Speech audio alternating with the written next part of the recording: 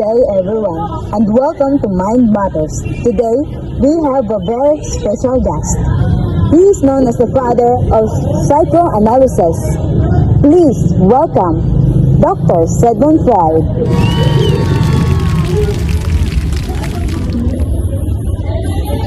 Dr. Freud, welcome. It's an honor to have you here. Thank you, and I am pleased to be here. Though, I must say that I already feel the unconscious tension in this room. For our audience who may not know you, could you tell us who is Sigmund Freud? Okay. I am a neurologist from Austria, and also best known for developing psychoanalysis. And I also believe that the human behavior is deeply influenced by our thoughts and desire that we do not consciously realize, or what I call the unconscious mind. So, like when I open the fridge at 2 a.m. that I don't know why. Exactly. That is your desire for comfort, or perhaps the unresolved childhood hunger. Doctor, you've given us many important ideas. Could you share the main ones? Of course. First, we have the three structure of personality. We have the id, the ego, and the superego. The id, it is a primal desire, like a wild child that only wants pleasure. And the ego, it is the realistic part that tries to balance. And the superego, it is our inner moral voice, shaped by our parents and society. Together, they're fighting within us, shaping our behavior. So, basically, inside me as a party animal, as strict parents, and me trying to not get grounded. Precisely. One of the most enduring and important ideas of Sigmund Freud was that the human mind can be divided into 3 levels of consciousness: the unconscious, preconscious, and conscious minds. My name is Robin Wallace, I'm a doctor in psychology, and in this video we will explore 3 personality structures, which are the id, ego, and superego. The id operates in our unconscious mind, which means that it is not accessible to our consciousness.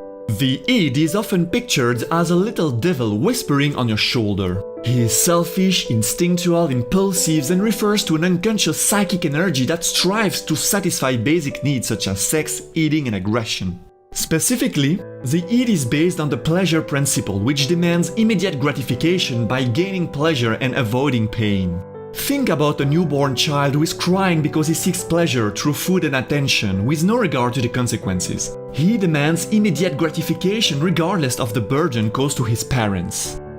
Next, the second personality structure is the superego, which is mostly unconscious and often pictured as the little angel smiling on your shoulder. He is like an internal judge who is based on the moral principle.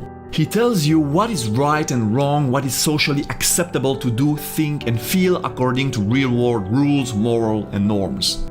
Finally, the third personality structure is the ego, which is basically our conscious self. The ego is who we think we are. It has the ability to make decisions. The ego operates on the reality principle. It is like an executive mediator who tries to satisfy both the needs from the id and superego in a realistic way. Let me give you a concrete example. Imagine that you have to study for an exam or you have homework to do. The id is based on the pleasure principle and immediate gratification, so when you will start studying, you will have thought like, this is boring, why am I doing this? And the id will put pressure on you to do something pleasurable like watching a TV series, going on social media, anything that will give you immediate gratification. Then, the superego is based on the moral principle and will act like a judge by giving you thoughts like, doing my homework is the right thing to do. I should do it for my career. And the superego will pressure you by rewarding or punishing you. For instance, you will feel proud like a good student if you study, or ashamed like a terrible student if you quit your task before finishing it. Between the id and the superego, you have the ego, which is based on the reality principle. The ego will find a compromise by analyzing both sides. That's right, this homework is a bit boring and I want to do something more pleasurable, but if I don't make it, I might fail my exam or my class. And so the ego will find a decision in a realistic way. Ang Palmolive Naturals may 100% natural coconut cream extract for hair na nagba. Bounce to the left, bounce to the right. bongga hair bounce with calm olive. You also study dreams, right? Yes, I call dreams the road rules to the unconscious because they reveal hidden desires and unresolved conflicts. So when I dream about feeling naked in class, That is your anxiety mixed with your deepest insecurities. and what about childhood? Why do you focus so much on it? Because our early experience, especially with family, it shaped who we are as an adult.